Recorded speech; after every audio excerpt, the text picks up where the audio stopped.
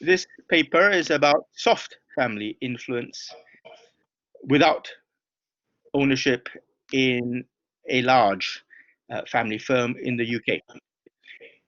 The phenomenon is interesting because we looked at a period of over 30 years in which family leaders continued to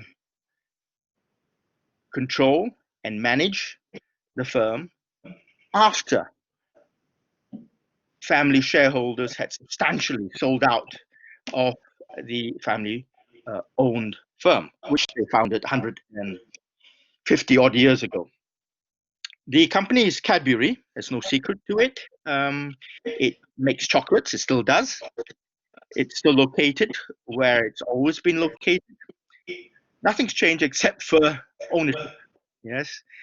The 30 years that we looked at was a period of enormous transition from a small family-owned concern to a merged multinational, which within a few years became a constituent member of the newly launched FTSE 100 on the UK London Stock Exchange. Yep. So Cadbury PLC, as it became, grew and developed exponentially under family leadership with monetary and other resources from its merger with Schweppes PLC, a drinks beverage manufacturing distributor, but after the family had sold out. So we were interested in drawing on a, um, a prevalent growing literature, family imprinting, to explain how this family was able to grow and develop, yeah, without family control. Yeah? So that was our research question. But the family imprinting literature we found was problematic because it focuses very much on the founder's deep personality, personal imprinting, yep, on the company. Here we don't have that single personality in Cadbury's.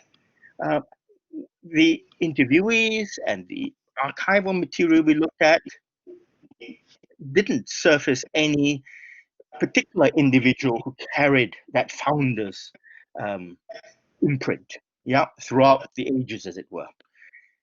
We have now 6 generations of the Cadbury family, and the fifth and sixth generations are the ones who have continued without family control. Yeah?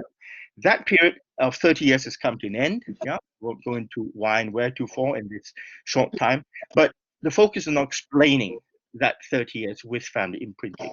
Our contribution, which we'll touch upon in the last part of this presentation, it is about how we extend the family imprinting literature. Yeah. In brief, how we intend to do so is by a phenomenon external to the family. This phenomenon was drawn on by the Cadbury family as a means for them to continue across generations, to include family and non-family constituents inside the firm. That phenomenon that was used is Quaker philosophy and beliefs. Quaker. It's in our slides and in our paper. Yeah?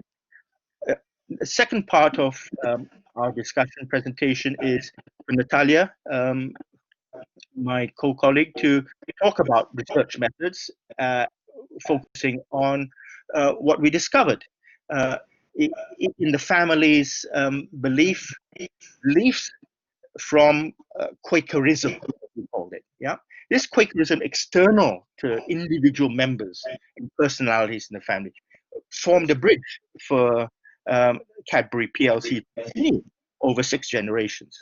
Yeah.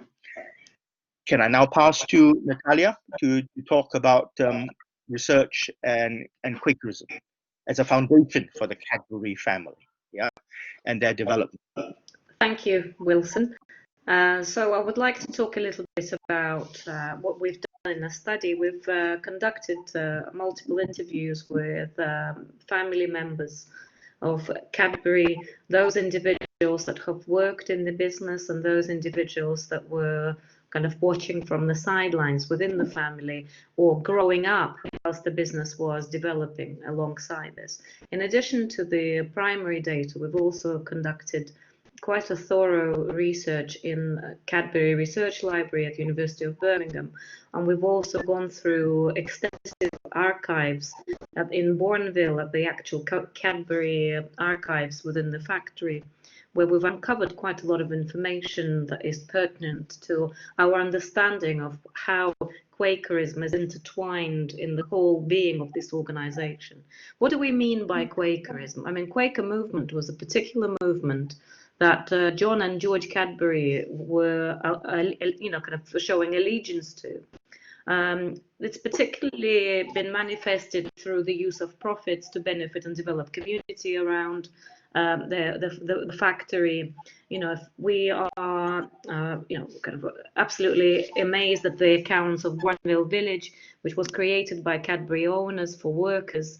And in essence, it kind of influenced the original Garden City movement and the planning post Second World War of new towns. This is particularly important because the organization was committed to treat workers as human beings. It was treating them as equals to themselves, as co-owners of the organization. In essence, Quakers' insistence on integrity, simplicity, and truthfulness was specifically important for kind of creating of this standard for all employers of labourers. And Cadbury, therefore, stood as a unique example of this, a very atypical British firm with very strong Quaker influence in business, and was the core actor in the industrial betterment kind of that intertwined the religious beliefs which were influencing the economic actions of this organization. There's a lot of authors that have written about Quakerism, and particularly in the context of Cadbury's. You know, John Bryson is a good example. He's a professor at Birmingham, continues to research this firm. But what was also uncovered within the archives is that the Cadbury family's social industrial experiments were seen as the attempt to kind of reconcile the religious convictions of the organization, of the owners of the business, and the business practices that they were implementing. There was a very distinct managerial culture that combined its strategy and with the pursuit of employee welfare. Cadbury family beliefs were influenced by this, and therefore the Quaker ethic, which shaped their views of the nature and the purpose of business, and the experience of turning around failing firms and exposure, to kind of to social problems and kind of recognition of the social problems of the industrial cities was the cornerstone. The Quaker Society of Friends was fundamental, and actually we've been given several accounts that the members of the Cadbury family were often part of the meetings of through the training of friends. They were, of course, taught abstinence, rigid abstinence from all luxury and self-indulgence, something that you wouldn't necessarily view as particularly pertinent to a corporation into which Cadbury has eventually transformed. It was run as a business, it was not run as a charity. And the two pivotal figures that we specifically focused in our research were Adrian and Dominic Cadbury, both very much influenced by Quakerism as a movement in the way in which they've transcended their family values to the business and their decisions. I would like to now pass on to Wilson to discuss the contributions that we are making in the paper. Thank you. The two principal contributions we wish to make are to the family imprinting literature. Firstly, what we call soft influence comes from Quakerism, and it's soft because it is an effect on the character and development of individual, family, and non-family, particularly in Cadbury, the firm PLC, yeah, where the family no longer have any shareholding control. They sold out in 1969. Yeah, soft influence is a part of the family imprinting literature that we want to introduce because it legitimizes this family leadership over 31 years. Yeah, legitimizes by creating a link external to the family, a link with Quaker principles and values. Yeah, that the family uh, practiced, but which did not originate from the family. So therefore, that Quakerism provides a bridge, a legitimized bridge, such as the family control, leading the firm without shareholders. Yeah? That's the first contribution. The second contribution is in the nature of this soft influence. Yeah, I progress here to our final slide, which is here we borrow a term from another paper on family imprinting, Erdogan et al., 2019.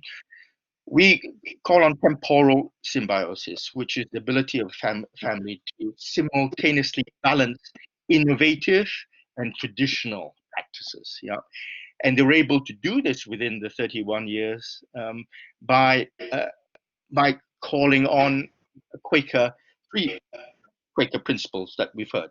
Yeah, particularly meritocracy.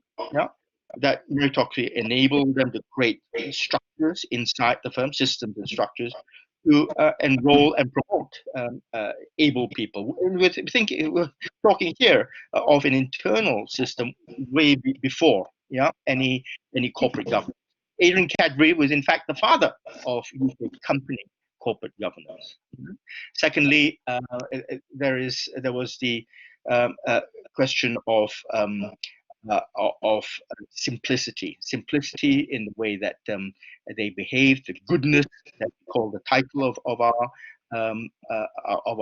paper, yeah, uh, and the simplicity was very much uh, part of the ethos of the company. And thirdly, this simplicity continued into equality perspective of Quakerism, which was very much practiced in Cadbury. These three principles enabled the Cadbury PLC to continue in the 31 years, while unfortunately providing also a fatal weakness. Yeah, and the fatal weakness here was its inability to provide a basis for the Cadbury family to persist. Yeah, in growing and in leading the family firm. So whilst on the one hand, Quakerism provided a legitimization for the family to continue leading the company, this continuation was ultimately a transition, yeah, towards a decline, which it has become. As currently, Cadbury is no longer a family-led firm in any way. So that there is a finality in that story under Quakerism. Thank you very much. That was